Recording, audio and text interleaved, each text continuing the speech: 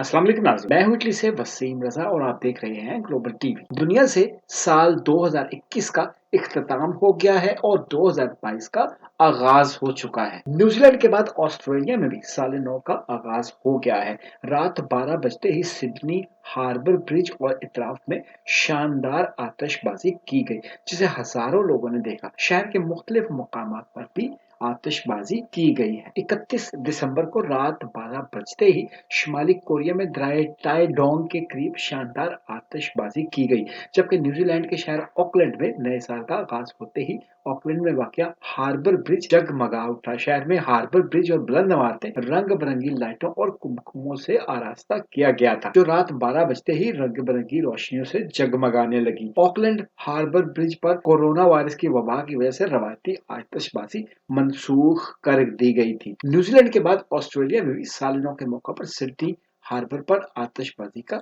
शानदार मुजाहरा किया गया। पाकिस्तान की बात की जाए तो लाहौर, कराची, इस्लामाबाद, पेशावर, कोयटा और मुल्तान समेत मुल्क के मुख्तलिफ शहरों में 2021 के सूरज के ग़ुरूब होने का खूबसूरत नजारा किया गया। लाहौर में नहायत जोशो खरोश देखने में नजर आया। अहले लाहौर ने नए साल से नई उम्मीदें और तवक्कुआत वाबस्ता कर ली। खैबर पख्तूनख्वा में नए साल के आगाज के मौके पर जश्न मनाया गया। पेशावर के मुख्तलिफ इलाकों में आतिशबाजी का मुजाहरा किया गया। कराची में भी शानदार तकरीब सजाई गई। डांसिंग फाउंटेन का मुजाहरा भी किया गया।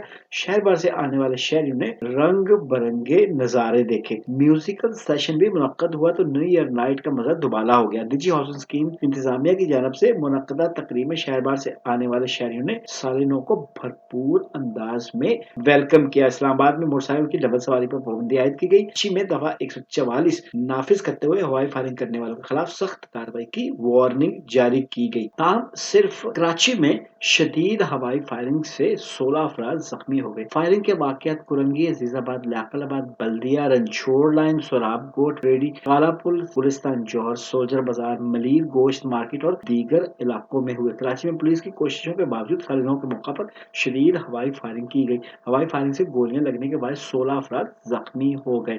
फायरिंग के इल्जाम में पुलिस ने मुतअद्दिद अफराद को हिरासत में ले लिया है। दुनिया के बाद दीगर ममालिक में भी साल नौ का जश्न मनाने वालों की जानिब से तोड़ फोड़ और हंगामा आराई के वाकयात रिपोर्ट हुए। अमेरिका और यूरोप के दीगर ममालिक समेत इटली ने भी 2022 को भरपूर तरीके से खुश आमदेद कहा। नेपल्स, मिलान, रोम और आल्तो एडिजे में लोग सड़कों पर निकल आए और खुशी का इजहार किया। आतिशबाजी भी की गई। साल 2022 के दीगर अपडेट्स भी आपके साथ शेयर करेंगे। अब तक के लिए इतना ही। अपना ख्याल रखिएगा। अल्लाह हाफिज। ग्लोबल टीवी की जानिब से साल 2022 के लिए नेक ख्वाहिशात।